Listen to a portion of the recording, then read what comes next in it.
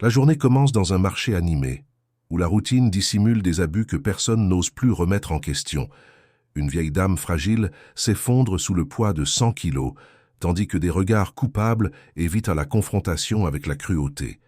Mais un millionnaire, d'apparence simple, interrompt le cycle par un geste qui brise le silence collectif. Ce que personne n'imaginait, c'est que cet homme était le fils perdu de cette femme, et que son arrivée allait tout changer. Si cette histoire vous a intéressé, n'oubliez pas de vous abonner à notre chaîne et dites-nous de quelle ville vous nous regardez et on continue. L'aube se levait doucement sur Lyon, teintant d'orange les collines qui embrassèrent la ville. Au marché de la Croix-Rousse, les premiers rayons de soleil se disputaient encore l'espace avec les ampoules jaunâtres suspendues au haut plafond, éclairant des couloirs étroits où l'odeur des fruits mûrs se mêlait à l'arôme puissant du café fraîchement coulé. C'était un lieu de vie intense, où les voix se croisaient dans des négociations hâtives, où les diables grinçaient sur le sol usé et où chaque matin apportait avec lui la promesse d'une nouvelle journée de lutte. Ce marché était le cœur battant du quartier. Des générations entières avaient grandi entre ces étals, apprenant le métier d'acheter et de vendre, de négocier et de survivre. Les murs en briques apparentes gardaient des histoires de décennies, des marques d'anciennes crues, des gravures au couteau avec des noms de couples amoureux, des graffitis aux couleurs des équipes de football. Dans l'allée principale, les stands se serraient les uns contre les autres, offrant un peu de tout. Des légumes frais cueillis à l'aube, des fromages artisanaux enveloppés dans un linge blanc, des poules vivantes qui caquetaient dans des cages en bois, des épices qui parfumaient l'air de promesses de déjeuner généreux. Madame Irène connaissait bien ce sol. Ses pieds nus, protégés seulement par de vieilles sandales qui ne tenaient plus bien, le foulaient depuis plus de 3 décennies. Elle était arrivée au marché encore jeune, enceinte de son premier enfant, cherchant un travail honnête pour subvenir aux besoins de l'enfant à naître. À cette époque, ses bras étaient forts, ses jambes fermes, et elle portait des caisses sans se plaindre, fière de chaque centime gagné à la sueur de son front. Mais les années avaient été cruelles. La vie avait prélevé son dû sur chaque ride, chaque articulation douloureuse, chaque nuit mal dormie. Mais ce matin-là, à 68 ans, son corps semblait peser plus que jamais. Ses mains tremblantes agrippaient l'anse d'un sac de 100 kilos de pommes de terre, et ses genoux, gonflés par une arthrose que personne n'avait jamais soignée, menaçaient de céder à tout moment. Elle inspira profondément, essayant de trouver des forces là où il n'y en avait plus, et tira le poids avec toute la détermination qu'elle gardait encore en elle. Le sac quitta à peine le sol. Irène sentit une douleur aiguë lui remonter le long de la colonne vertébrale, si forte qu'un gémissement involontaire s'échappa de ses lèvres. Mais elle ne pouvait pas s'arrêter. Elle ne pouvait pas refuser le travail. Ses petits-enfants, Julien et Marcel, attendaient à la maison, et le réfrigérateur était presque vide. L'argent du mois s'était épuisé la semaine précédente, et les quelques euros que Céline Fournier, la propriétaire du marché, lui offrait, faisaient la différence entre manger et dormir le ventre vide. Céline était une femme à la présence imposante. Grande, les épaules larges, elle commandait cet espace comme s'il s'agissait de son empire personnel. Sa voix résonnait dans les allées avec une autorité que personne n'osait défier. Tous savaient que contrarier Céline Fournier signifiait perdre son gagne-pain, être expulsé de ce territoire où tant de gens dépendaient de miettes pour survivre. Elle n'était pas seulement sévère, elle était cruelle avec une naturalité effrayante, comme si la souffrance d'autrui était une partie nécessaire de l'ordre des choses. Ce matin-là, Céline observait Irène les bras croisés, un sourire en coin dessiné sur son visage. Elle savait que la vieille dame ne parviendrait pas à porter le poids seule, elle le savait et s'en moquait. Au contraire, il y avait dans son regard quelque chose qui frisait le plaisir, une satisfaction sombre à voir jusqu'où le désespoir de quelqu'un pouvait aller. Madame Irène tenta de soulever le sac à nouveau. Ses bras tremblaient, ses muscles criaient leur protestation, mais elle n'abandonnait pas. Elle ne pouvait pas abandonner. Autour d'elle, commerçants et maraîchers détournèrent le regard, feignant de ne pas voir, trop occupés par leurs propres soucis. Certains avaient honte, d'autres peur. Mais personne ne bougeait. L'injustice ici était devenue partie intégrante du paysage, invisible à force d'être répétée. C'est alors que le genou gauche d'Irène céda finalement. Elle tomba sur le côté, et le sac bascula avec un bruit sourd, éparpillant des pommes de terre sur le sol. La douleur fut immédiate, vive, irradiant de la rotule jusqu'à la cuisse. Irène se mordit la lèvre pour retenir un cri, mais les larmes coulèrent quand même, chaudes et silencieuses, glissant sur son visage ridé tandis qu'elle essayait de se relever. Ce n'étaient pas seulement des larmes de douleur physique, c'était l'humiliation d'être là, tombée sur le sol sale, exposée devant tant de regards. C'était la frustration d'un corps qui n'obéissait plus comme avant, d'une force qui s'était épuisée décennie après décennie sans jamais avoir eu le temps de se régénérer. C'était la peur profonde que, si elle ne parvenait pas à se relever, si elle ne parvenait pas à finir ce travail, ses petits-enfants dormiraient une fois de plus le ventre vide. Et cela, plus que toute autre douleur, était insupportable. Céline s'approcha d'un pas ferme, ses talons claquant sur le sol comme une sentence. Elle regarda la vieille dame à terre, les pommes de terre éparpillées, les commerçants qui observaient maintenant avec un malaise mal dissimulé. Sa voix trancha l'air. « Vous n'êtes même pas capable de porter des patates, vieille bonne. À rien. Ramassez tout ça maintenant, et si vous en abîmez une seule, je le déduis de votre paix. » Les mots s'abattirent sur Irène comme des pierres. Elle baissa la tête, honteuse, humiliée devant tout le monde, et commença à ramasser les pommes de terre une par une, ignorant la douleur dans ses genoux, ignorant les larmes qui s'obstinaient à couler. Elle était habituée à cela. Elle avait appris, au fil de tant d'années, que protester n'apportait que plus de souffrance, qu'accepter en silence était la seule façon de survivre. C'est à ce moment qu'une présence différente traversa l'allée. Les pas étaient fermes, mais sans hâte. Pas de bruit excessif, pas d'esclandre, juste une énergie qui changeait l'air ambiant. Quelques commerçants levèrent la tête, curieux. Céline le sentit avant même de le voir. Il y avait là quelqu'un qui n'appartenait pas à cet endroit, quelqu'un qui portait en lui une autorité silencieuse, différente de la sienne. Raphaël Martin portait un jean sombre et une chemise en lin blanche, simple, sans marque apparente. Rien en lui ne criait la richesse, mais tout indiquait la maîtrise. Ses yeux bruns parcouraient le marché avec attention, observant chaque détail, chaque mouvement. Il était là pour le travail, visitant des fournisseurs de la région pour une nouvelle ligne de produits biologiques que son groupe agroalimentaire prévoyait de lancer. Raphaël avait toujours aimé ce genre de visite. Loin des bureaux climatisés et des réunions interminables, il préférait être sur le terrain, dans les entrepôts, sur les marchés, pour voir de près comment les choses fonctionnaient réellement. Il avait appris de son père adoptif qu'un véritable entrepreneur ne commande pas de loin, mais connaît chaque rouage de son entreprise. Et bien que Raphaël ait bâti un empire respectable, il n'avait jamais perdu l'habitude de se salir les mains lorsque c'était nécessaire. Mais ce qu'il vit ce matin-là le fit s'arrêter net. Une femme âgée, à genoux sur le sol, ramassant des pommes de terre en pleurant silencieusement. Une autre femme, debout, observant avec froideur. Des dizaines de personnes autour, toutes muettes, toutes complices par leur silence. Quelque chose se tordit à l'intérieur de Raphaël. Ce n'était pas seulement de l'indignation.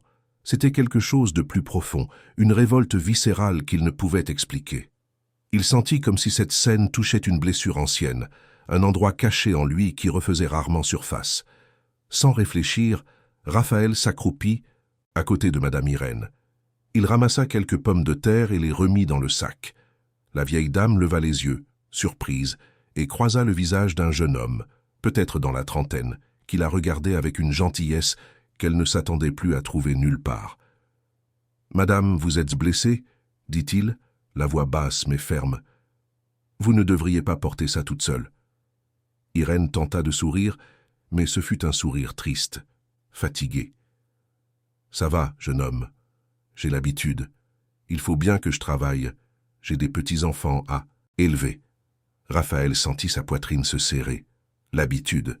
Le mot résonna en lui avec une profonde tristesse. Personne ne devrait s'habituer à cela. Il leva les yeux et croisa le regard de Céline, qui le dévisageait maintenant avec un mélange d'irritation et de méfiance. « Qui êtes-vous » demanda-t-elle, la voix dure. « Ne vous mêlez pas de ce qui ne vous regarde pas. » Raphaël se releva lentement, aidant Irène à se remettre sur pied avec précaution. Il ne répondit pas immédiatement. Il soutint simplement le regard de Céline, et dans ce silence, il y avait une force à laquelle elle ne s'attendait pas. « Je m'appelle Raphaël Martin, et je pense que si, ça me regarde. » Céline plissa les yeux. Le nom ne lui était pas complètement inconnu, mais elle n'arrivait pas à le situer. Raphaël perçut son hésitation et continua, la voix calme mais chargée d'autorité. « Je suis le président du groupe Martin Agroalimentaire. Vous en avez peut-être entendu parler. Nous fournissons une grande partie des marchés de la région Auvergne-Rhône-Alpes, et je suis ici aujourd'hui justement pour évaluer de nouveaux partenaires commerciaux. » Le visage de Céline pâlit légèrement. Le groupe Martin était une puissance dans la région, tout le monde connaissait.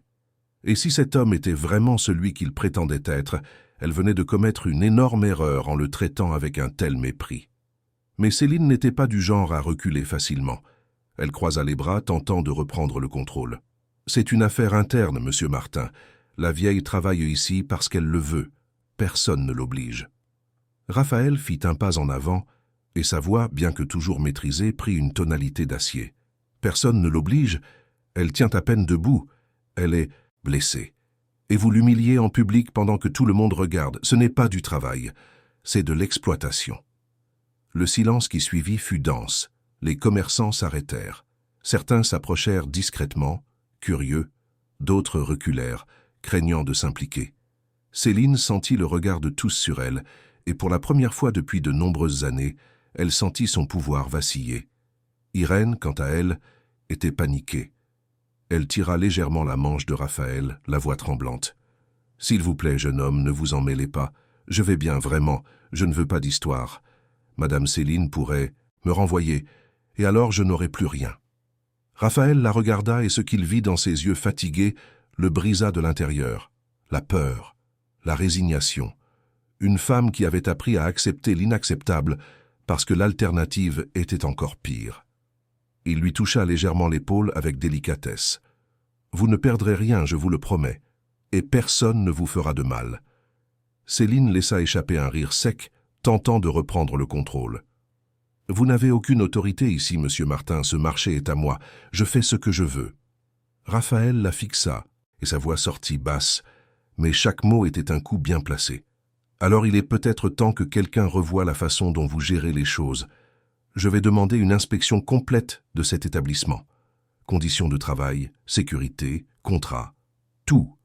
Et si je découvre que c'est la norme ici, que d'autres personnes sont traitées ainsi, je vous garantis que votre licence d'exploitation ne durera pas longtemps. » Le visage de Céline se ferma en une expression de haine contenue. Elle savait qu'il ne bluffait pas. Un homme comme Raphaël Martin avait de l'influence, des ressources, des contacts. Il pouvait réellement lui causer de sérieux problèmes, mais Céline n'allait pas céder sans se battre. « C'est de la persécution, » dit-elle, en élevant la voix pour que tout le monde entende. « Cet homme débarque de nulle part, se mêle de ce qui ne le regarde pas, et maintenant il veut faire fermer mon commerce honnête. »« Honnête ?» répéta Raphaël, la voix chargée d'une ironie amère. « Regardez autour de vous, Madame Fournier. Voyez la peur dans les yeux de tous ici. Ce n'est pas de l'honnêteté, c'est de la tyrannie. » Irène, effrayée, tentait de s'éloigner, mais Raphaël lui tint la main avec douceur. « Vous n'avez plus besoin de porter ce poids seul. Je vais m'assurer que vous receviez de l'aide. » Madame Irène secoua la tête, les larmes coulant à nouveau. « Monsieur, vous ne comprenez pas. J'ai besoin de l'argent. J'ai 2 petits-enfants à la maison. Ils dépendent de moi. Si je ne travaille pas, ils auront faim. » Raphaël sentit quelque chose bouger profondément en lui. Ces mots touchèrent une corde sensible dont il ignorait l'existence. Petits-enfants, responsabilité, survie. Soudain, il ne voyait plus seulement une femme âgée exploitée. Il voyait toute une histoire de douleur, de sacrifice, d'une vie entière à porter des fardeaux qu'elle n'aurait jamais dû porter seule. « Quel âge ont vos petits-enfants » demanda-t-il doucement. « Julien a 15 ans, Marcel en a 12, » répondit Irène, la voix étranglée par l'émotion. « Je m'occupe d'eux depuis que leur mère est partie. Ils sont tout ce que j'ai. » Raphaël hocha la tête, et une nouvelle détermination s'empara de lui. « Je vais vous aider, pas avec la charité, mais avec la dignité. Je vais vous trouver un travail juste, avec un salaire décent, et m'assurer que vos petits-enfants aient ce dont ils ont besoin.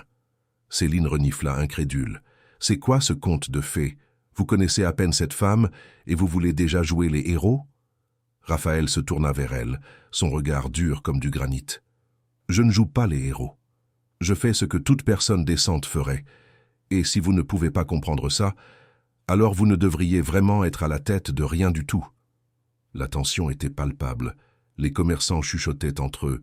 Certains soutenaient Raphaël en silence. D'autres craignaient les conséquences.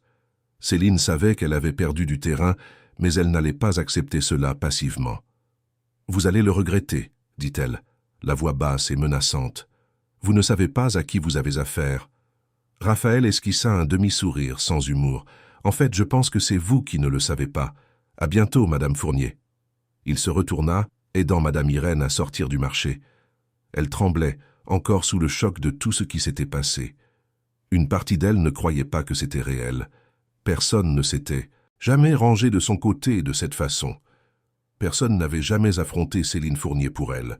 En marchant dans les allées, Raphaël sentit quelque chose d'étrange grandir en lui, une inquiétude qu'il ne pouvait nommer.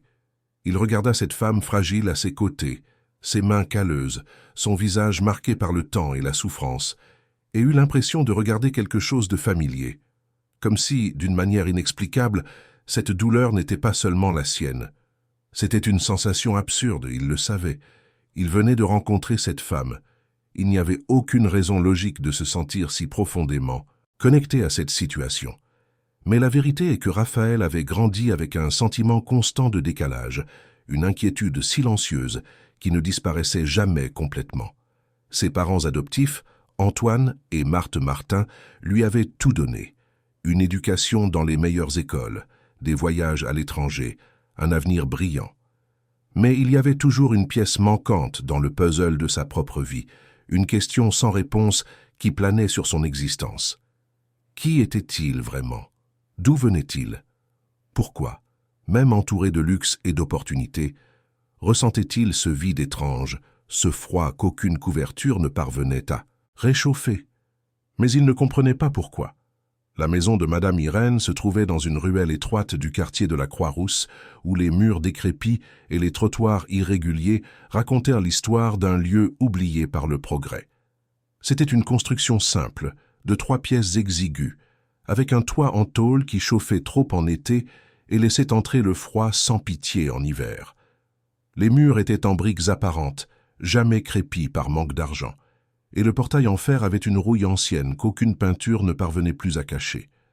Mais c'était là qu'Irène avait construit son foyer, où elle avait élevé des enfants et élevait maintenant des petits-enfants, où chaque recoin gardait les souvenirs d'une vie entière de lutte et de résistance.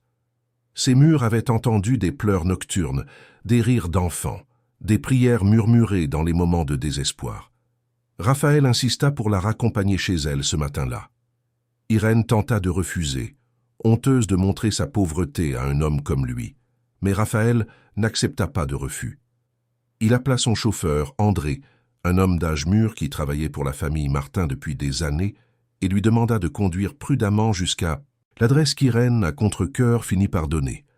Pendant le trajet, Irène garda les mains croisées sur ses genoux, les yeux fixés sur la fenêtre, comme si elle ne pouvait pas croire qu'elle était là, dans cette voiture luxueuse, traitée avec une gentillesse qui semblait appartenir à un monde différent du sien. Raphaël observait son profil en silence, notant chaque détail du visage marqué, chaque ride profonde qui dessinait une carte de souffrance accumulée. Il y avait quelque chose chez cette femme qui le touchait de manière inexplicable. Ce n'était pas seulement de la compassion, c'était quelque chose de plus viscéral, de plus profond, comme s'il regardait une partie de lui-même qu'il n'avait jamais connue. La sensation le dérangeait car elle n'avait aucun sens. Il avait grandi dans le luxe, n'avait jamais connu le besoin, n'avait jamais connu la faim ou l'abandon. Alors pourquoi se sentait-il si étrangement connecté à cette douleur? Quand ils arrivèrent dans la ruelle, André gara la voiture avec difficulté dans l'espace étroit. Raphaël descendit le premier et offrit sa main pour aider Madame Irène. Elle accepta encore timide et marcha lentement jusqu'à la porte en bois usée qui donnait accès à sa maison. Avant qu'elle ne puisse l'ouvrir, la porte s'ouvrit brusquement. 2 adolescents apparurent dans l'embrasure, les yeux écarquillés de surprise en voyant leur grand-mère arriver dans une telle voiture. « Mamie !» s'exclama le garçon le plus grand, l'inquiétude évidente dans sa voix. « Qu'est-ce qui s'est passé? Tu es blessé ?» C'était Julien, 15 ans, mince mais grand pour son âge, avec des cheveux bouclés en désordre et un regard vif qui trahissait quelqu'un qui avait appris tôt à lire le monde qui l'entourait. À côté de lui, Marcel, 12 ans, tenait la main de son frère, ses grands yeux fixés sur sa grand-mère et sur l'inconnu qui l'accompagnait. « Tout va bien, mes amours, » dit Irène, la voix fatiguée. « J'ai juste eu un petit problème au marché, mais ce monsieur m'a aidé. » Raphaël s'avança, offrant un sourire gentil. « Je m'appelle Raphaël. Votre grand-mère a fait une chute, mais elle va bien. Je voulais juste m'assurer qu'elle rentre chez elle en toute sécurité. » Julien regarda Raphaël puis sa grand-mère, méfiant. L'instinct de protection prit le dessus. Il connaissait ce quartier, connaissait les dangers, savait à quel point les gens pouvaient être cruels ou faux. Et un homme riche apparaissant de nulle part pour aider sa grand-mère, ça ne sentait pas bon. « Merci de l'avoir ramenée, » dit-il, la voix contenue. « On s'occupe d'elle à partir de maintenant. » Raphaël hocha la tête, respectant la méfiance du garçon. C'était compréhensible. Mais avant de s'éloigner complètement, il sortit de sa poche une carte de visite et la tendit à Julien. « Si vous avez besoin de quoi que ce soit, appelez-moi. Je suis sérieux. » Julien prit la carte, lut le nom imprimé et ses yeux s'écarquillèrent. Groupe Martin Agroalimentaire. Il avait vu ce nom sur des camions en ville, dans des publicités à la télévision. C'était une entreprise énorme. Et le propriétaire était là, sur le pas de sa porte, offrant son aide? Raphaël remarqua le changement dans l'expression du garçon. « Je sais que ça peut paraître étrange, » dit-il, la voix sincère. « Mais ce que j'ai vu aujourd'hui au marché n'était pas juste, et je veux vraiment aider. Votre grand-mère ne devrait pas se tuer au travail comme ça. Elle mérite la dignité, le repos. » Marcel, qui était restée silencieuse jusqu'alors, fit un pas en avant. Sa voix était douce, presque un murmure. « Vous promettez que vous ne ferez pas de mal à mamie? Parce que beaucoup de gens ont déjà promis de l'aider et n'ont fait qu'empirer les choses. » Raphaël s'accroupit pour se mettre à la hauteur de la fillette, la regardant droit dans les yeux.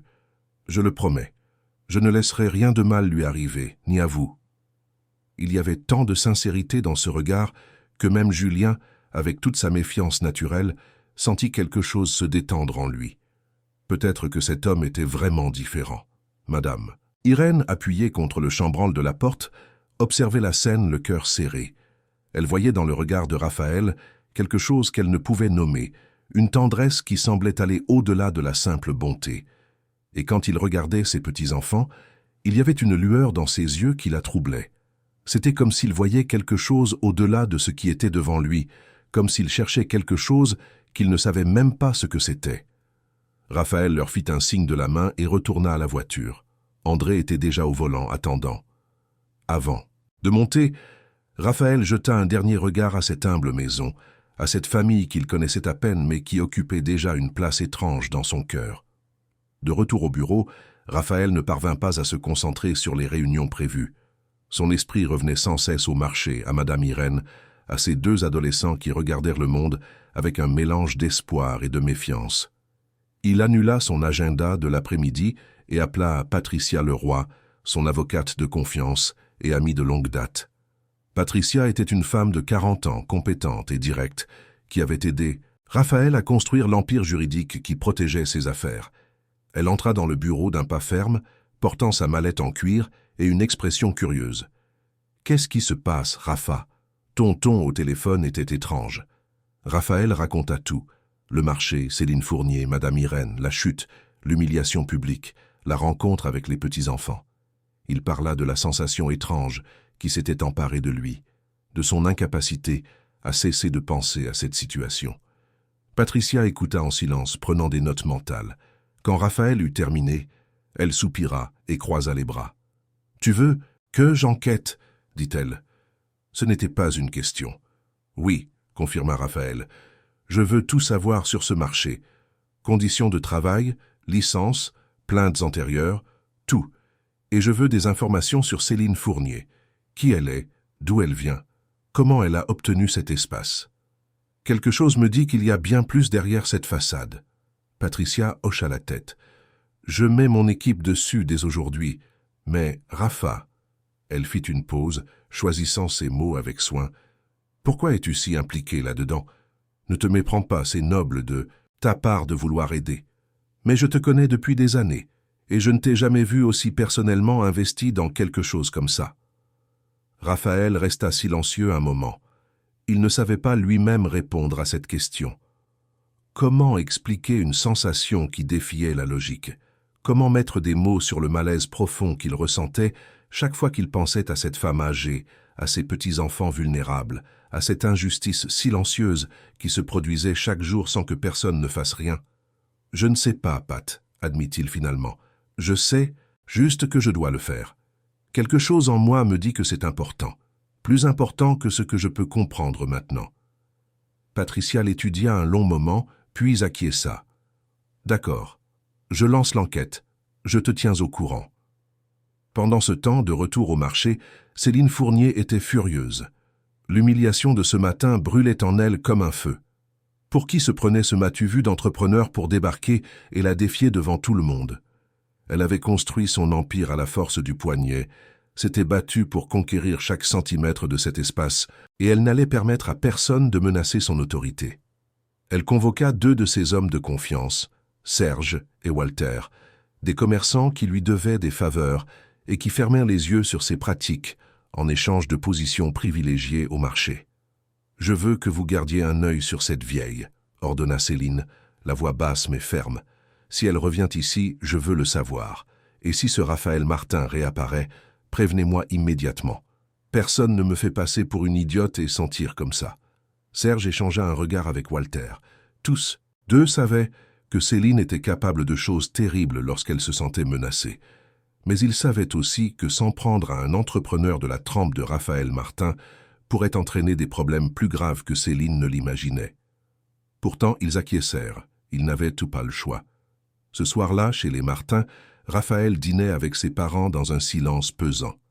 Antoine Martin, un homme aux cheveux grisonnants et à la posture rigide, observait son fils avec inquiétude.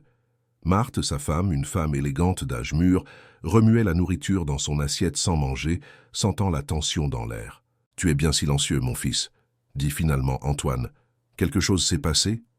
Raphaël leva les yeux de son assiette. Un instant, il envisagea de raconter ce qui s'était passé au marché, mais quelque chose l'en empêchait.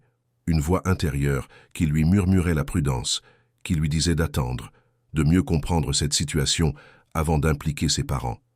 Juste de la fatigue, papa. Beaucoup de réunions aujourd'hui. Antoine ne parut pas convaincu, mais n'insista pas. Marthe, quant à elle, étudiait le visage de son fils avec cette intuition maternelle qui ne se trompe jamais. Elle connaissait Raphaël mieux que personne, avait élevé ce garçon depuis qu'il était bébé, avait vu chaque étape de sa vie, et elle savait quand quelque chose le perturbait. Plus tard, alors que Raphaël s'était retiré dans sa chambre, Marthe entra silencieusement, portant une tasse de tisane à la camomille, comme elle le faisait depuis qu'il était enfant. « Je t'ai apporté ta tisane, » dit-elle doucement. Raphaël sourit, acceptant la tasse. « Merci, maman. » Marthe s'assit au bord du lit, observant son fils. « Tu sais que tu peux me parler de n'importe quoi, n'est-ce pas ?» Raphaël tint la tasse entre ses mains, sentant la chaleur se diffuser dans ses doigts. « Maman, commença-t-il hésitant, toi et papa avez toujours été honnêtes avec moi au sujet de mon adoption. Vous avez toujours su que j'avais besoin de connaître la vérité, même si elle n'était pas facile. » Marthe se tendit. « Toujours, confirma-t-elle, la voix prudente. « Pourquoi demandes-tu ça maintenant ?» Raphaël ne répondit pas immédiatement. Il regarda la tisane, voyant son reflet déformé à la surface sombre du liquide. « Avez-vous des informations sur ma mère biologique? N'importe quoi ?» Marthe sentit son cœur se serrer. C'était une conversation qu'elle redoutait depuis des années, sachant qu'un jour elle arriverait. Raphaël était tout petit quand il était arrivé chez eux, âgé de quelques semaines à peine, amené par un processus d'adoption qui, à l'époque, n'avait pas été aussi transparent qu'il aurait dû l'être. « Mon fils, » dit-elle, la voix tremblante, « tu sais que les informations étaient très limitées à cette époque. Nous savons seulement que tu as été confié par une femme qui n'avait pas les moyens d'élever un bébé. L'hôpital a tout géré, et nous t'avons reçu comme un cadeau du ciel. Mais vous ne l'avez jamais rencontré? Jamais eu de contact? Non. Tout s'est fait par des intermédiaires. On nous a dit que c'était mieux ainsi, pour protéger toutes les parties concernées. Raphaël hocha lentement la tête, mais une inquiétude grandissait en lui. Ces mots, protéger toutes les parties concernées, sonnaient creux. Qui était protégé? Et de quoi? Il ne dit rien de tout cela à sa mère. Il but simplement une gorgée de tisane et changea de sujet.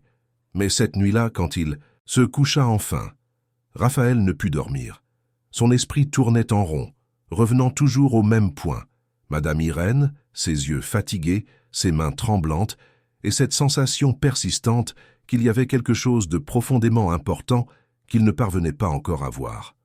Le lendemain matin, Patricia appela tôt. « Rafa, il faut que tu viennes au bureau. Nous avons commencé l'enquête et trouvé des choses très intéressantes sur le marché et sur Céline Fournier. » Raphaël quitta la maison avant même de prendre son petit déjeuner, conduisant à vive allure jusqu'au siège du groupe Martin.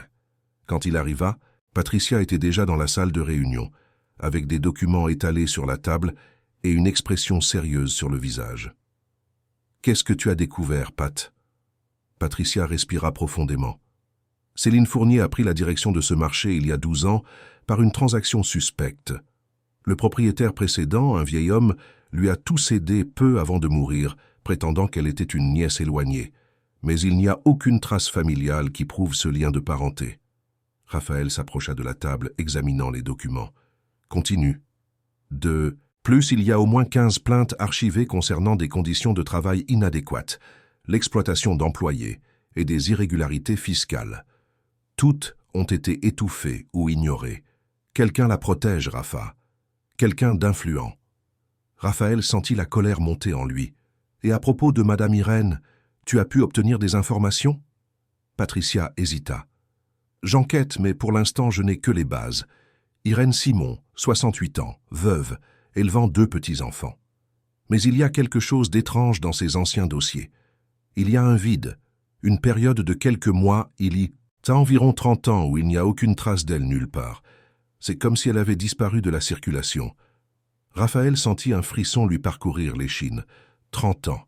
Il avait exactement 32 ans. La coïncidence était trop troublante pour être ignorée. « Continue d'enquêter, » dit-il, la voix ferme mais chargée d'une émotion qu'il ne pouvait cacher. « Je veux tout savoir.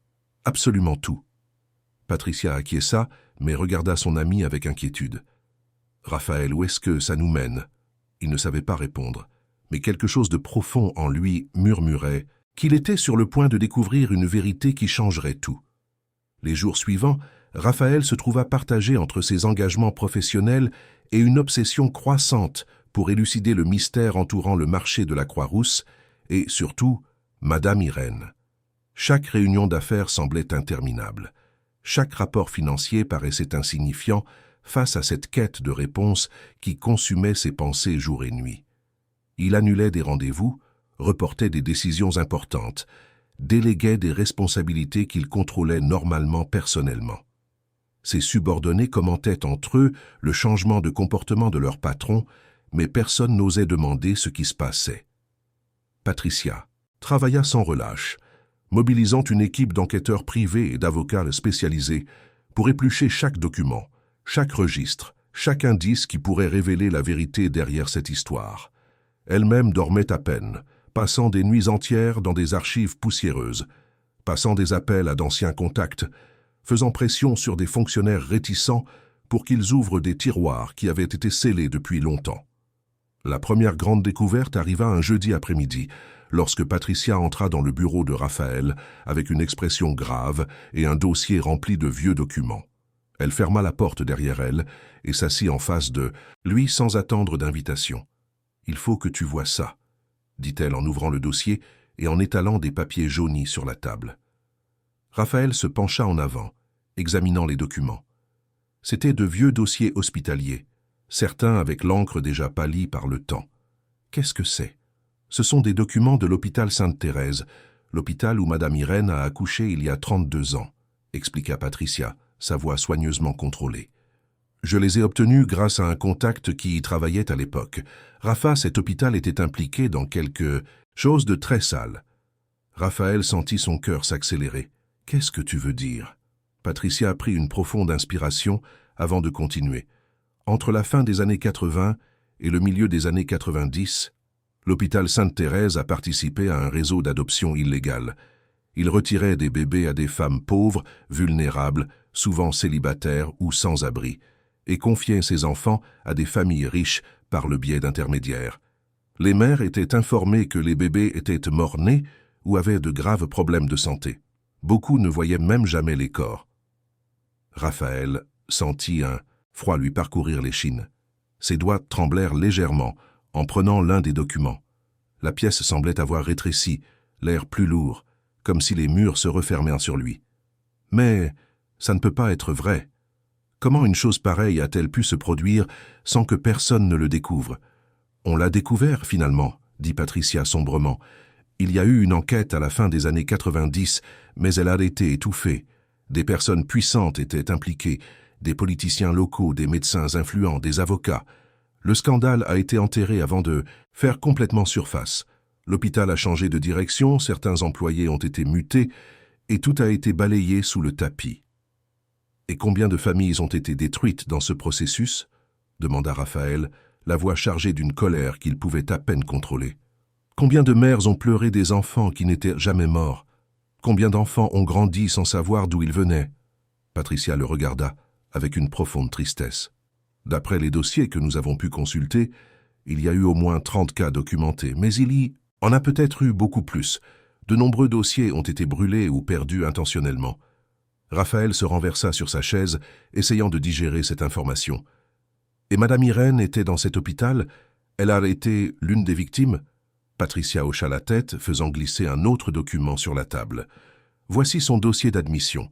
Irène Simon, 19 ans à l'époque, célibataire, sans famille proche. Elle est entrée en travail et a été informée 3 jours plus tard que le bébé avait de graves complications et n'avait pas survécu. Aucun corps ne lui a été remis. Aucun certificat de décès n'a été émis. Rien. Raphaël prit le papier avec des mains tremblantes. Il lut chaque mot, chaque détail froid et bureaucratique qui résumait une tragédie humaine dévastatrice. Une jeune femme, seule, perdant son enfant sans même pouvoir lui dire adieu, sans pouvoir pleurer devant une tombe, sans avoir où déposer ses fleurs ou ses larmes. Qui était le médecin responsable? Demanda-t-il, la voix tendue. Patricia pointa un nom sur le document. Dr Arnaud Pascal. Il était le chef de la maternité à l'époque. Et devine qui a signé les papiers de ton adoption, Rafa? Raphaël ferma les yeux. Il n'avait pas besoin qu'elle le dise. Il connaissait déjà la réponse avant même que les mots ne sortent de sa bouche. Le même médecin, murmura-t-il. Le même médecin, confirma Patricia, la voix lourde. Le docteur Arnaud Pascal a servi d'intermédiaire pour ton adoption, Raphaël. C'est lui qui t'a remis à tes parents. Et selon les dossiers, tu n'avais que 2 semaines lorsque c'est arrivé. Le silence qui suivit fut dense, suffocant. Raphaël avait l'impression que le sol s'ouvrait sous ses pieds, que toute la réalité qu'il connaissait se brisait en morceaux méconnaissables. Ça ne pouvait pas être vrai.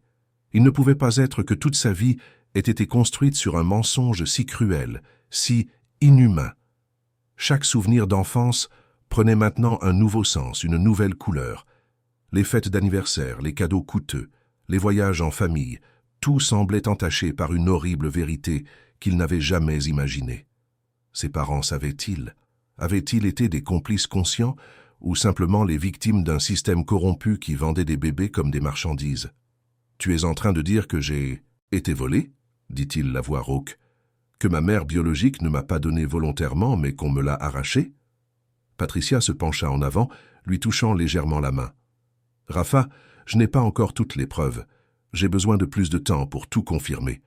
Mais les coïncidences sont trop grandes pour être ignorées.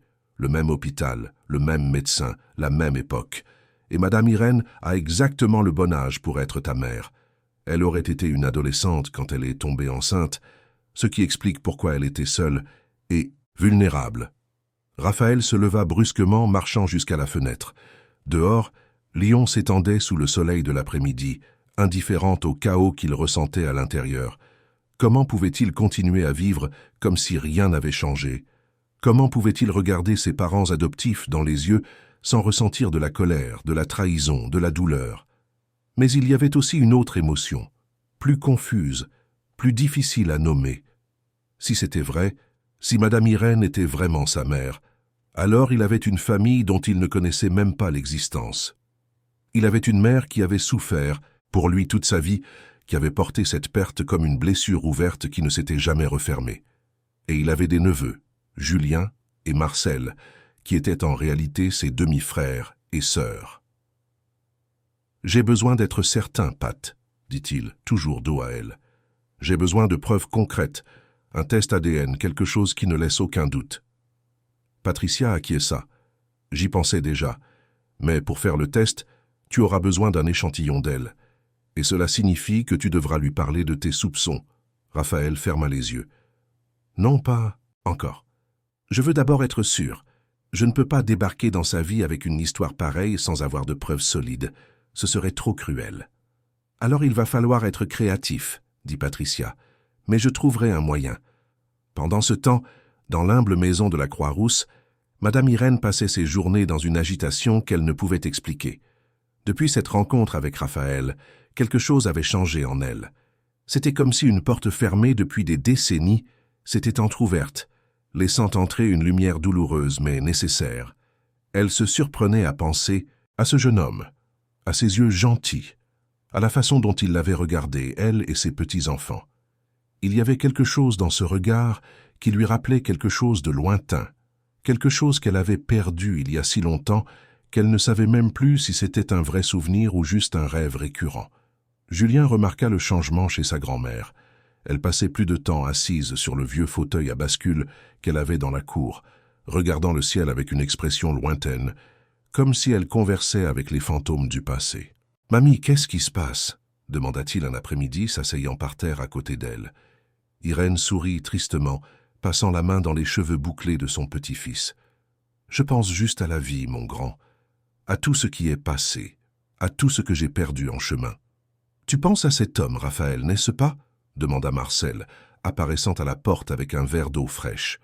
Irène hocha lentement la tête. « Je ne sais pas l'expliquer, mes amours, mais quand je l'ai regardé, j'ai senti quelque chose de bizarre dans ma poitrine. Comme si je le connaissais déjà de quelque part, comme s'il était important d'une manière que je ne peux pas comprendre. » Julien échangea un regard avec sa sœur. Tous deux savaient que leur grand-mère parlait rarement du passé, des enfants qu'elle avait perdus, des douleurs qu'elle portait en silence. Mais à ce moment-là, il semblait que quelque chose bougeait en elle, quelque chose d'ancien et de profond qui demandait à remonter à la surface. « Mamie, » dit doucement Julien, « tu ne nous as jamais vraiment parlé de notre oncle, ton fils qui est parti quand il était bébé. » Irène ferma les yeux, et des larmes commencèrent à couler silencieusement sur son visage. « Je n'aime pas parler de ça, mon grand. Ça fait trop mal. » Marcel s'agenouilla à côté de sa grand-mère, lui tenant la main. « On sait, mamie. Mais parfois, parler aide la douleur à moins peser. » Irène prit une profonde inspiration, essayant de trouver la force de mettre des mots sur une douleur qu'elle avait gardée pendant plus de 3 décennies. « Il était si petit quand il est né. Il tenait tout entier dans la paume de ma main. J'étais jeune, seul, effrayé. Je n'avais personne pour m'aider. Quand le travail a commencé, une voisine m'a emmené à l'hôpital le Sainte-Thérèse. J'avais si mal, si peur, mais j'étais aussi heureuse parce que j'allais rencontrer mon bébé. » Elle fit une pause, ravalant le sanglot qui menaçait de briser sa voix. Les souvenirs revenaient avec une netteté douloureuse, comme s'ils s'étaient produits la veille, et non, il y a plus de 30 ans. Elle se souvenait encore de l'odeur de l'hôpital, de ses murs verts et froids, du bruit des chariots métalliques passant dans les couloirs. Elle se souvenait de la douleur de l'accouchement, de la sensation de soulagement mêlé de peur quand elle avait enfin entendu le cri du bébé. C'était un cri fort, sain, qui avait rempli son cœur d'espoir. Mais après sa naissance, ils ne m'ont pas laissé le voir correctement. Ils ont dit qu'il avait des problèmes, qu'il devait rester en couveuse. Je suis resté 3 jours dans cet hôpital, à demander à voir mon fils, à supplier. Et le 3e jour, une infirmière est venue et a dit qu'il n'avait pas survécu, qu'il était parti pendant la nuit. La façon dont « ils l'ont dit », continua Irène, la voix tremblante, était si froide, si rapide, comme s'ils se débarrassèrent d'un poids, comme si mon bébé n'était qu'un problème de plus résolu. J'ai voulu crier, me battre, mais j'étais si jeune, si effrayé, et ils étaient des médecins, des gens importants. Qui m'aurait cru? Julien sentit sa poitrine se serrer. Et ils t'ont remis le corps? Irène secoua la tête, les larmes coulant maintenant librement. Non. Ils ont dit que ce n'était pas bon pour moi de le voir, que ce serait mieux de me souvenir de lui tel qu'il était. J'ai supplié, j'ai crié, mais ça n'a servi à rien. Ils m'ont renvoyé, et je n'ai plus jamais eu de nouvelles de mon petit garçon. Je n'ai jamais pu l'enterrer, jamais pu lui dire adieu. Marcel pleurait maintenant avec sa grand-mère, lui tenant la main fermement. C'est tellement injuste, mamie. Tu ne méritais pas de vivre ça. Irène essuya ses larmes avec le dos de la main. La vie n'est pas toujours juste, ma chérie. On l'apprend tôt quand on est pauvre. Mais j'ai toujours porté mon petit garçon dans mon cœur, j'ai toujours rêvé de lui. Je me suis toujours demandé comment il serait s'il avait vécu. Est-ce qu'il aurait eu mes yeux, ma façon de sourire? Est-ce qu'il aurait été heureux?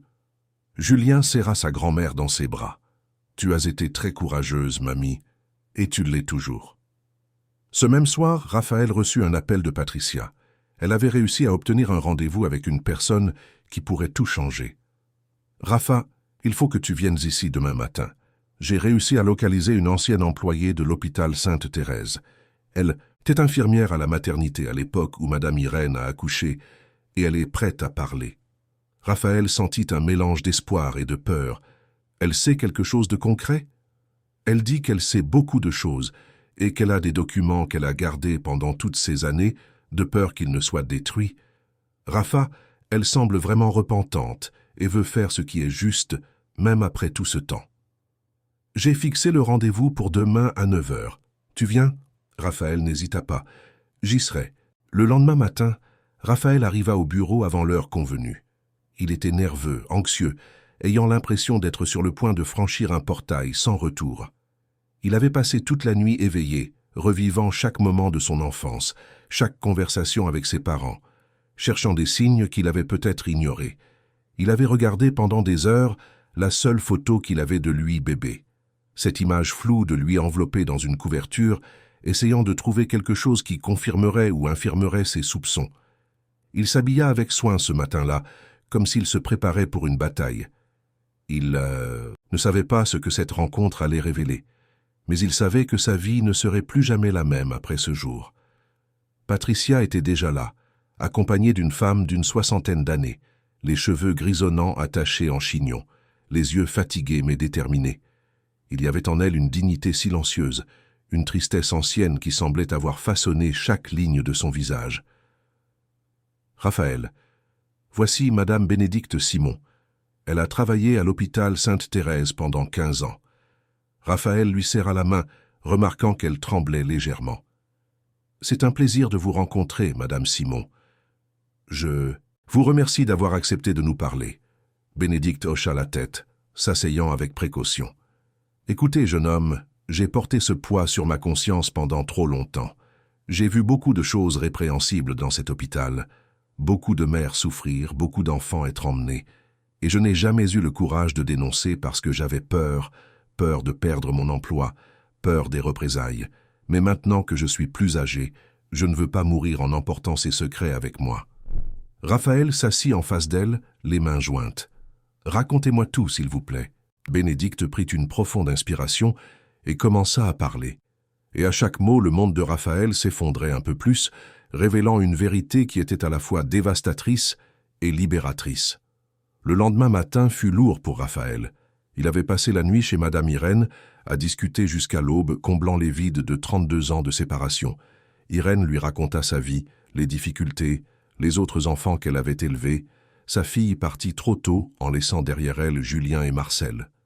Raphaël, de son côté, parla de son enfance privilégiée, de ce sentiment constant de ne pas être à sa place, de ce vide qui prenait enfin tout son sens. Mais il y avait une conversation que Raphaël devait encore avoir, et elle pesait comme du plomb sur son cœur. Il devait affronter Antoine et Marthe Martin. Il devait regarder dans les yeux les personnes qui l'avaient élevé et exiger la vérité. Il arriva au manoir des Martins peu après 9 heures. La maison était imposante, avec des jardins impeccables et une architecture qui criait la richesse ancienne. Raphaël avait grandi là, avait couru dans ses couloirs enfants, avait étudié dans cette bibliothèque, avait dîné à cette table des milliers de soirs. Mais à cet instant, en regardant cette construction grandiose, il se sentit comme un étranger. Marthe était dans le salon, buvant son thé et lisant le journal quand Raphaël entra. Elle leva les yeux et sourit, mais son sourire s'éteignit en voyant l'expression sur le visage de son fils. « Raphaël, qu'est-ce qui s'est passé? Tu as une mine affreuse. »« Où est papa ?» Dans son bureau, il répond à ses emails. « Pourquoi? Qu'y a-t-il » Raphaël ne répondit pas. Il monta les escaliers d'un pas, ferme jusqu'au bureau d'Antoine. Il frappa une fois à la porte et entra sans attendre de réponse. Antoine était assis derrière son bureau en acajou, ses lunettes de lecture sur le nez, tapant sur son ordinateur. « Mon fils, quelle surprise! Tu n'avais pas de réunion aujourd'hui? »« Annule tout ce que tu fais, » dit Raphaël, la voix dure. « Nous devons parler, toi et maman, maintenant. » Antoine retira lentement ses lunettes, étudiant le visage de son fils. Il y avait là quelque chose qu'il n'avait jamais vu auparavant, un mélange de colère, de douleur et de détermination qui le rendit inquiet. Il connaissait ce regard car c'était lui-même qui avait appris à Raphaël à garder son sang-froid même dans les situations les plus difficiles. Mais maintenant, ce sang-froid était fissuré, révélant une tempête d'émotions en dessous. Très bien, descendons. Ils se réunirent tous les trois dans le salon. Marthe et Antoine s'assirent côte à côte sur le canapé en cuir italien, ce même canapé où Raphaël s'était assis 1000 fois enfant pour parler de sa journée à l'école. Mais maintenant tout semblait différent, comme s'il voyait cet endroit pour la première fois. Raphaël resta debout, les bras croisés, les regardant avec une intensité qui rendait l'air pesant. « J'ai découvert la vérité, » commença Raphaël sans détour, « sur mon adoption, sur mes origines, et sur votre rôle dans tout ça. » Marthe pâlit.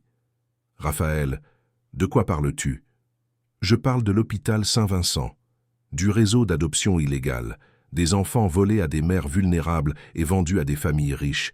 Je parle, » il fit une pause, maîtrisant son émotion, « de ma mère biologique qui a passé 32 ans à croire que j'étais mort-né. » Le silence qui suivit fut assourdissant. Antoine ferma les yeux et Marthe porta la main à sa bouche, retenant un sanglot. « Vous saviez, » continua Raphaël, la voix brisée, « vous saviez que cette adoption n'était pas légale. Vous saviez que j'avais été volé à quelqu'un. Ce n'était pas comme ça, » dit Antoine, la voix rauque. « Ce n'est pas ce qu'on nous a raconté. »« Alors racontez-moi comment c'était, » cria presque Raphaël. « Racontez-moi la vérité, au moins maintenant. » Marthe se mit à pleurer, et Antoine passa un bras autour d'elle. Quand il commença à parler, sa voix était chargée d'une culpabilité ancienne qui refaisait enfin surface. « Nous avons essayé d'avoir des enfants pendant des années, mon fils. Nous avons essayé des traitements, des procédures, tout. Mais rien ne fonctionnait. Et puis une connaissance nous a parlé d'une possibilité d'adoption rapide, discrète. Il a dit qu'il y avait des femmes qui n'avaient pas les moyens d'élever leurs bébés, qui étaient prêtes à les confier à des familles qui pourraient leur offrir une vie meilleure. » « Et vous avez cru ça, » dit Raphaël, la voix amère. « Vous avez simplement cru qu'une mère donnerait son enfant comme ça, sans plus de cérémonie. » « Nous voulions y croire, » dit Marthe entre deux larmes. « Nous voulions tellement un enfant que nous n'avons pas assez posé de questions. On nous a dit que tout était légal, que les papiers étaient en règle, que la mère biologique avait consenti. Et quand tu es arrivé, si petit, si parfait, » elle sanglota. « Nous n'avons plus pensé à rien d'autre qu'à l'amour que nous te portions. » Raphaël sentit les larmes lui brûler les yeux, mais il refusa de les laisser couler. Elle n'a pas consenti. On lui a dit que j'étais mort-né. Elle m'a cherché pendant des années, et vous m'avez gardé loin d'elle pendant tout ce temps. Nous ne savions pas, insista Antoine en se levant. Tu dois nous croire, Raphaël. Si nous avions su la vérité, nous aurions fait quelque chose. Nous aurions essayé de réparer. Vraiment? Demanda Raphaël, la voix pleine de doute. Où auriez-vous fait exactement ce que vous avez fait? Ignorer les questions, garder le silence et continuer comme si de rien n'était? Le coup porta. Antoine recula comme s'il avait été physiquement frappé.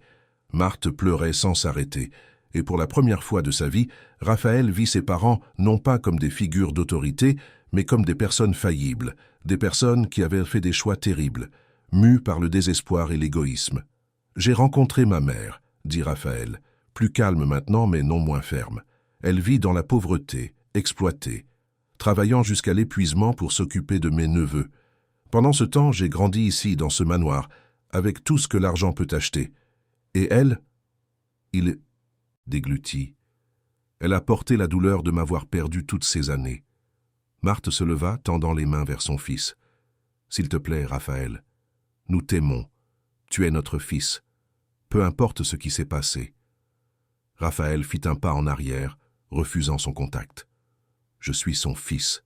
Je l'ai toujours été. Et vous me l'avez volé. » Les mots tombèrent comme une sentence finale. Raphaël quitta le manoir sans se retourner, laissant Antoine et Marthe anéantis dans le salon, confrontés pour la première fois aux conséquences des choix qu'ils avaient été faits des décennies plus tôt. L'après-midi, Raphaël rencontra Sonia Morin dans une boulangerie à Vénissieux. L'endroit était simple, avec des tables en formica et des chaises inconfortables, mais il dégageait l'odeur réconfortante du pain frais et du café filtre.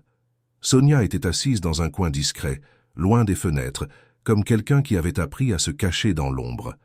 C'était une femme aux cheveux blancs, petite et fragile, mais avec des yeux qui gardaient encore la vivacité de quelqu'un qui en avait beaucoup vu. Quand Raphaël s'approcha de la table où elle attendait, Sonia l'étudia avec attention, analysant chaque détail de son visage comme si elle y cherchait quelque chose de spécifique. « Vous êtes Raphaël Martin, » dit-elle. Ce n'était pas une question. « Vous avez ses yeux, ceux d'Irène. » Raphaël sentit sa poitrine se serrer. « Comment connaissez-vous ma mère ?» Sonia esquissa un demi-sourire triste. « J'étais de service le jour de votre naissance. Je me souviens d'elle, si jeune, si effrayée, mais avec une force incroyable. Elle s'est tellement battue pendant l'accouchement. Et après, quand on lui a dit que vous étiez mort, elle a crié d'une façon que je n'oublierai jamais. C'était le cri d'une âme brisée. Je le suis.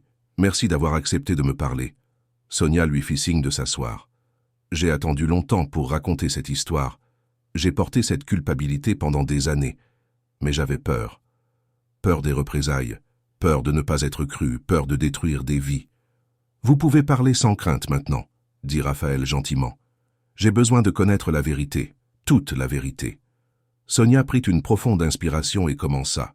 « J'ai travaillé comme infirmière à l'hôpital Saint-Vincent de 1988 à 2005. Vers 1990, j'ai commencé à remarquer des choses étranges. Des femmes entraient en travail et repartaient sans bébé, avec des histoires vagues de complications. Mais les bébés, elle fit une pause. Les bébés disparaissaient des registres. Il n'y avait pas de certificat de décès en bonne et due forme, pas de corps à veiller. Raphaël sentit la colère monter en lui. « Et vous n'avez rien dit ?» Sonia baissa les yeux, la honte évidente. « J'ai essayé. J'ai parlé à mes supérieurs, j'ai remis en question les procédures. Mais j'ai été menacé. On m'a dit que je perdrais mon emploi, que je ne travaillerais plus jamais dans aucun hôpital, que de mauvaises choses pourraient arriver à ma famille. J'avais 3 enfants à élever seul.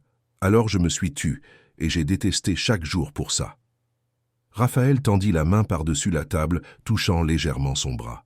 « Vous faites ce qu'il faut maintenant, continuez. » Sonia sortit un vieux dossier de son sac. « Avant de prendre ma retraite, j'ai copié certains registres. Je savais qu'un jour, quelqu'un en aurait besoin. Voici les noms des bébés qui ont disparu, y compris. » Elle ouvrit le dossier et pointa une ligne spécifique. « Le vôtre. » Raphaël regarda le registre. C'était là écrit à la main d'une écriture hâtive. « Bébé de sexe masculin, né le 23 avril 1993, mère Irène Simon, destination inconnue. » Céline Fournier était le lien entre les mères et les acheteurs, continua Sonia.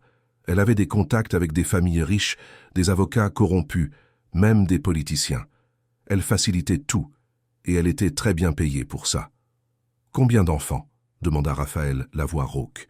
« D'après les registres que j'ai pu copier, au moins 37 sur une période de 10 ans. Mais il y en a probablement eu beaucoup plus. » Raphaël ferma les yeux, essayant de mesurer l'ampleur de la chose. 37 vies volées, 37 mères anéanties, 37 familles qui ne se sont jamais connues.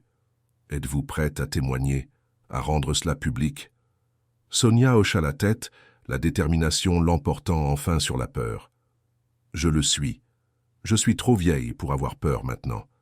Et ces mères mérite de connaître la vérité. Raphaël quitta cette rencontre avec le dossier de registre et une détermination renouvelée.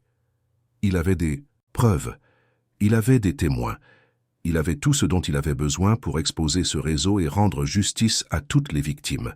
Ce soir-là, il réunit Patricia, Sonia, Madame Irène et même quelques journalistes de confiance dans son bureau privé.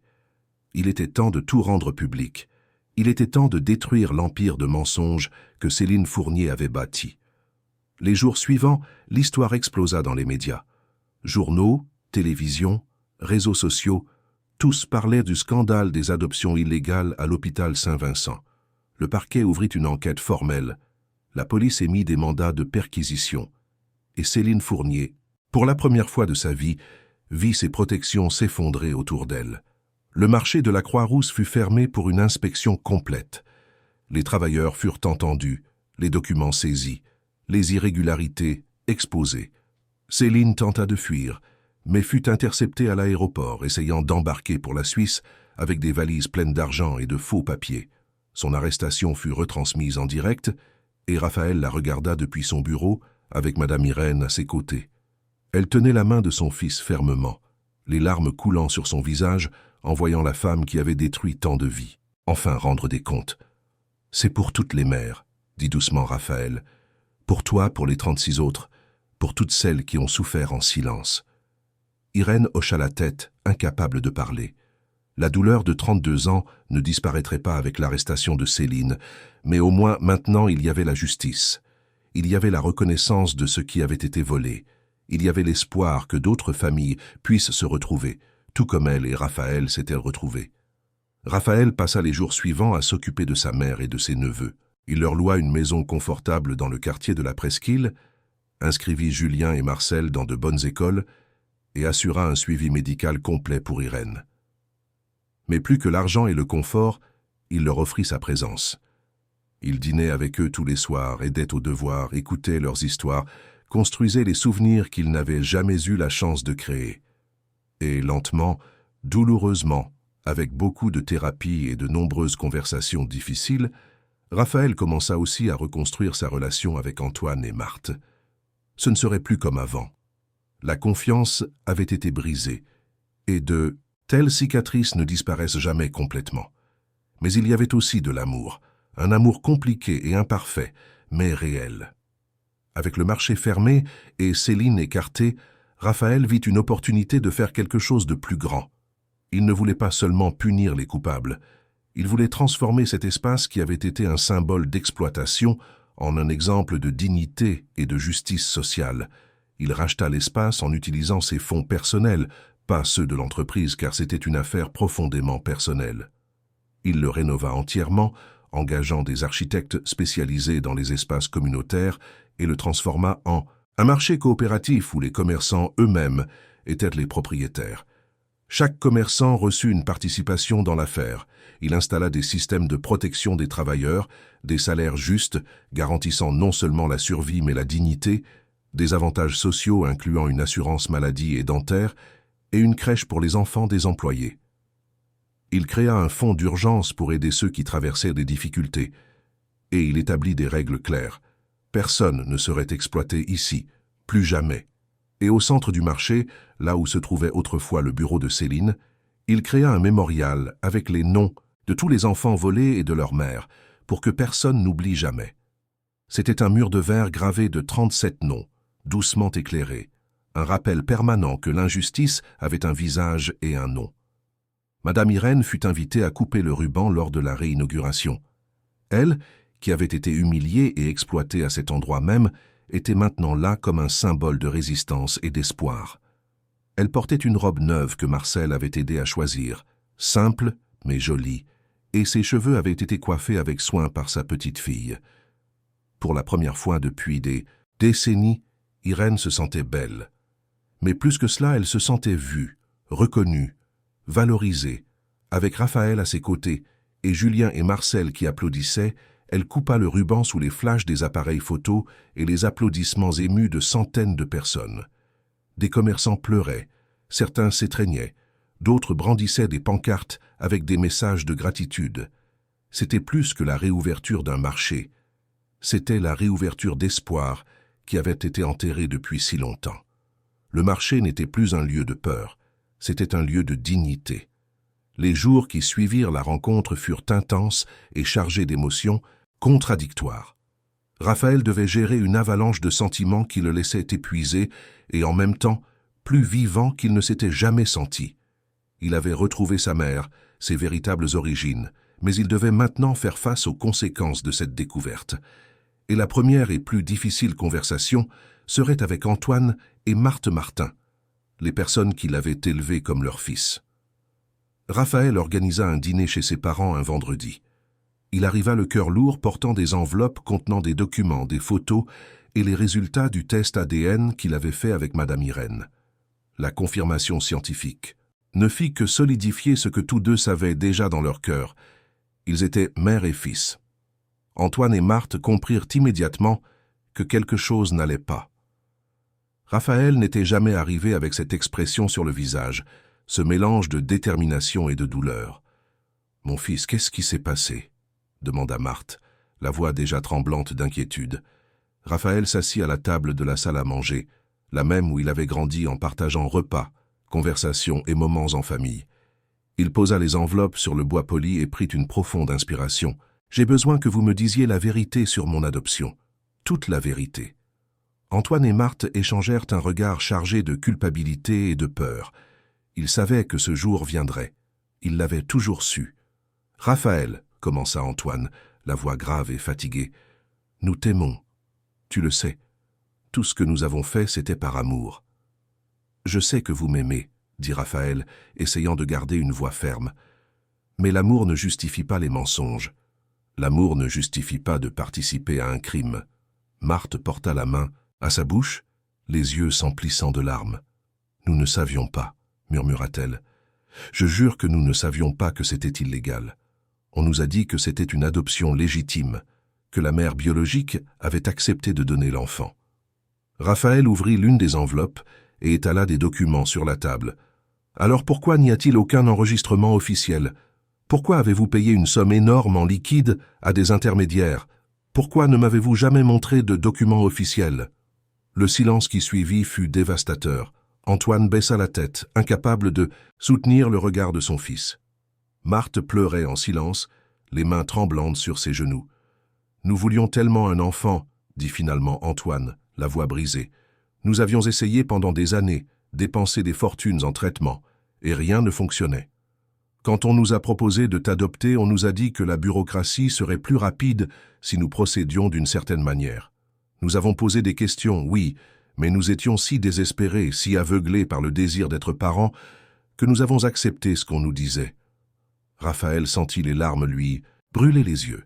« Vous avez arraché un bébé des bras de sa mère, une femme pauvre, vulnérable, seule. On lui a dit que son fils était mort-né. Avez-vous une idée de la douleur que vous avez causée ? » « Nous ne savions pas, » répéta Marthe en sanglotant. « S'il te plaît, crois-nous. Si nous avions su, nous n'aurions jamais fait ça. » Raphaël voulait y croire. Il voulait désespérément croire que les parents qu'il avait élevés avec tant d'affection n'étaient pas des monstres. Et en les regardant maintenant, en voyant la douleur sincère sur leur visage, il réalisa qu'ils étaient aussi des victimes. Victimes de leur propre avidité, oui, mais aussi d'un système qui exploitait le désespoir des gens. Tant des riches qui voulèrent des enfants que des pauvres dont les enfants étaient volés.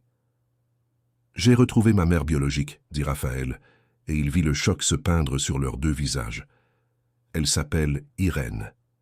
Elle a 68 ans. Elle a passé toute sa vie à porter la douleur d'avoir perdu son fils. Et quand je l'ai vue pour la première fois exploitée et humiliée dans un marché, quelque chose en moi l'a reconnue. Mon corps le savait avant mon esprit. Marthe se leva, tendant les mains vers Raphaël. « Tu vas nous quitter?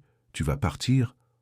Raphaël regarda la femme qui l'avait bercé quand il faisait des cauchemars, qui avait pris soin de lui quand il était malade, qui avait célébré chaque réussite comme si c'était la sienne, et il sentit son cœur se briser. « Je ne vais pas vous abandonner. Vous êtes aussi mes parents.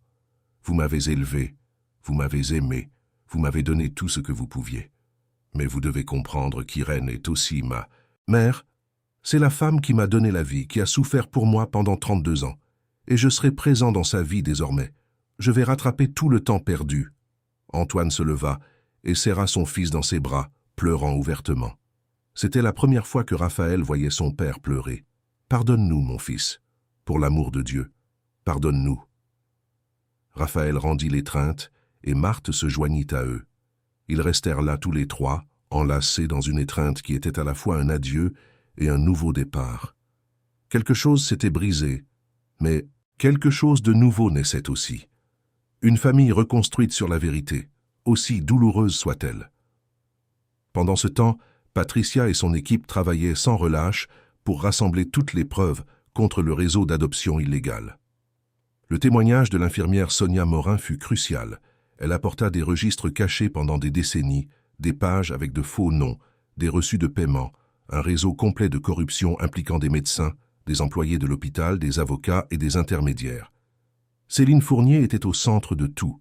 Elle avait été l'une des principales opératrices du réseau, recevant de grosses commissions pour chaque bébé qu'elle aidait à détourner.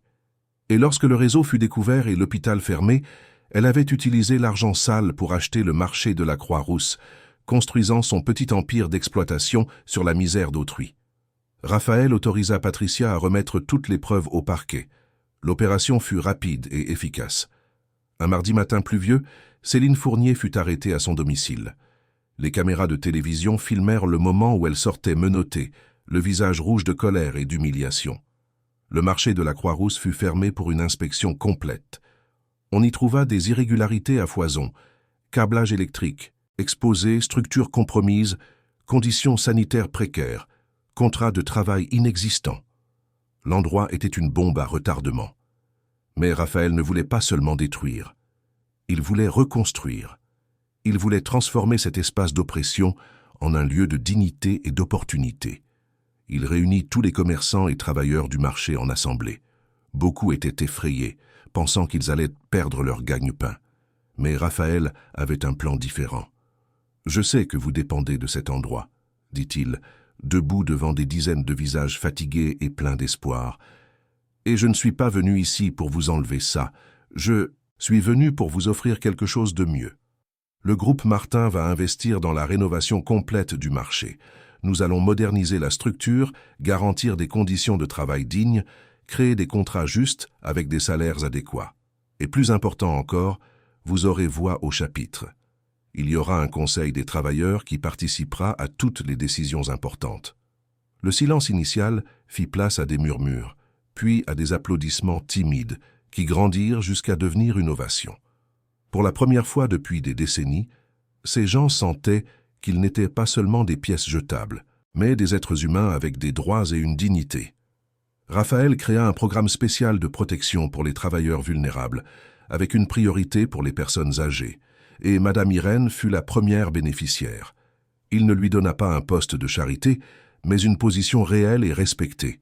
Superviseur de la qualité des produits, utilisant toute l'expérience qu'elle avait accumulée en des décennies de travail au marché.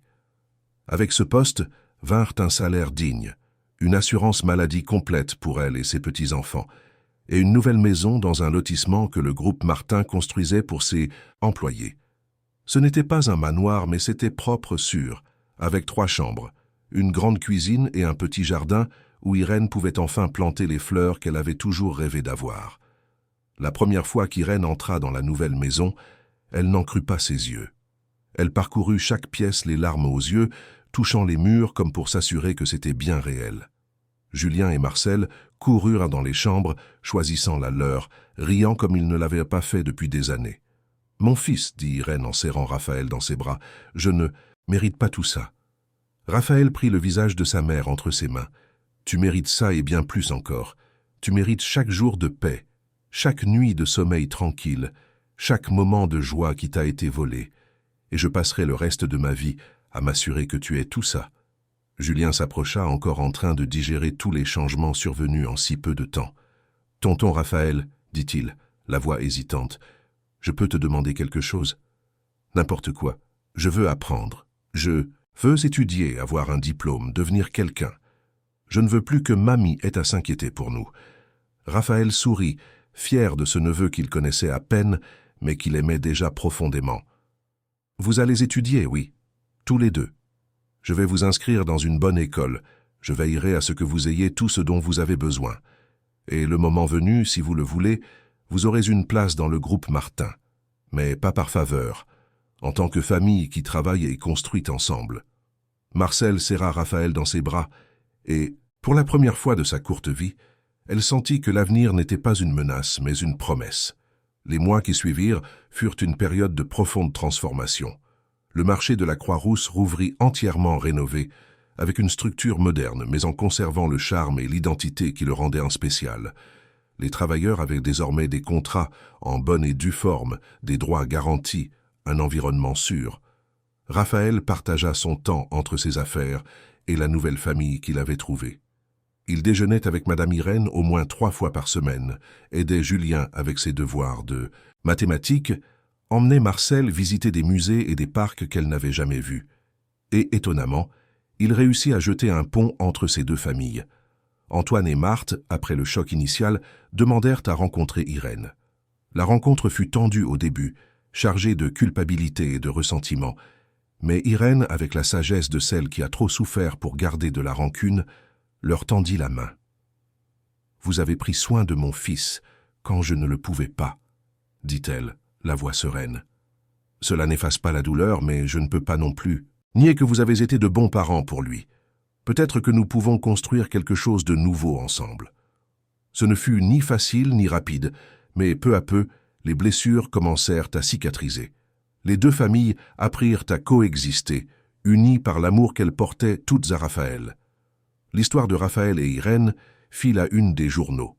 Les magazines et les émissions de télévision voulaient raconter cette histoire de retrouvailles improbables, de justice tardive, d'un amour qui avait survécu à des décennies de séparation. Mais plus important que la célébrité fut l'impact réel. L'affaire rouvrit des enquêtes sur d'autres réseaux d'adoption illégale. Des dizaines de familles qui avaient vécu des douleurs similaires trouvèrent le courage de chercher la vérité. Certaines réussirent à se retrouver, d'autres obtinrent au moins des réponses. Et le système qui avait permis cela pendant si longtemps commença à être démantelé pièce par pièce. 1 an après leur première rencontre au marché, Raphaël organisa une grande inauguration. C'était un centre communautaire construit à côté du marché rénové, offrant des cours de formation professionnelle, une aide juridique gratuite, un soutien psychologique et des activités pour les enfants et les adolescents. Il y avait des salles informatiques, une bibliothèque communautaire, un espace pour l'artisanat, des ateliers de cuisine et même une petite crèche pour que les parents puissent travailler l'esprit tranquille, sachant leurs enfants en sécurité et bien soignés. C'était un rêve devenu réalité, un espace où la communauté pouvait grandir, apprendre et se renforcer. Le nom choisi fut un hommage, Centre communautaire Irène Simon. Quand Madame Irène vit son nom sur la plaque d'entrée, elle ne put retenir ses larmes. Toute une vie d'invisibilité à n'être qu'une parmi tant d'oubliés, et maintenant son nom était gravé là, en lettres dorées, représentant l'espoir et la dignité pour des centaines de personnes. C'était la reconnaissance d'une histoire de résistance, d'une femme qui ne s'était jamais complètement courbée, même lorsque le monde conspirait à la briser. Lors de la cérémonie d'inauguration, Raphaël monta sur scène pour un discours. Il regarda la foule et vit sa mère Irène assise au premier rang, à côté de Julien et Marcel. Derrière eux, Antoine et Marthe, Patricia et son équipe, les commerçants du marché, des voisins, des amis, toute une communauté qui s'était transformée. « Il y a 1 an, » commença Raphaël, la voix ferme mais émue, « je suis entré dans un marché pour conclure des affaires et j'ai trouvé bien plus que cela. J'ai trouvé l'injustice, la douleur, l'exploitation. Mais j'ai aussi trouvé le courage, la résistance et l'amour. J'ai trouvé ma mère, j'ai trouvé ma vérité. Et j'ai appris qu'aucun de nous ne peut être vraiment libre tant que d'autres restent enchaînés par la misère et l'oppression. » Il fit une pause, regardant directement Irène. « Ce centre porte le nom d'une femme qui n'a jamais abandonné, qui a porté le poids du monde seule et a pourtant gardé sa gentillesse, sa dignité et son espoir. Ma mère est la preuve que peu importe le temps que cela prend, la vérité trouve toujours son chemin, et l'amour gagne toujours. » Les applaudissements éclatèrent. Irène pleurait, serrée dans les bras de ses petits-enfants. Raphaël descendit de la scène et se dirigea droit vers elle. l'enlaçant longuement. Mère et fils, enfin réunis, enfin en paix. Cette histoire avait commencé dans la douleur, mais s'était terminée par la rédemption.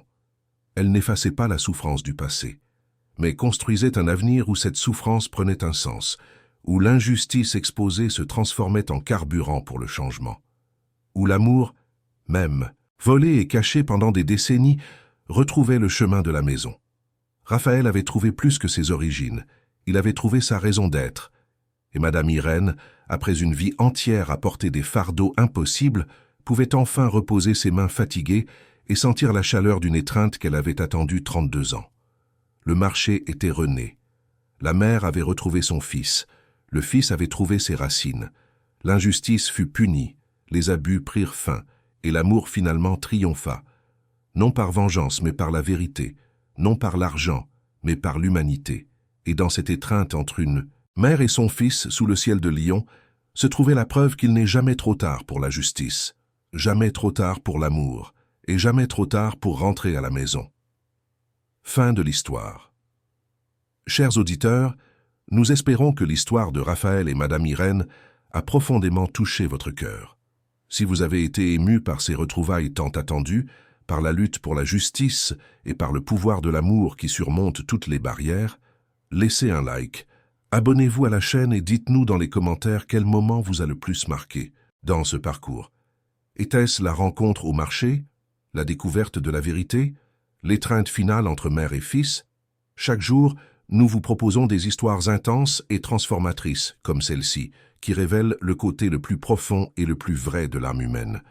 Ne manquez pas les prochains épisodes. Nous vous attendons ici, toujours, avec plus d'histoires qui vous émouvront du début à la fin.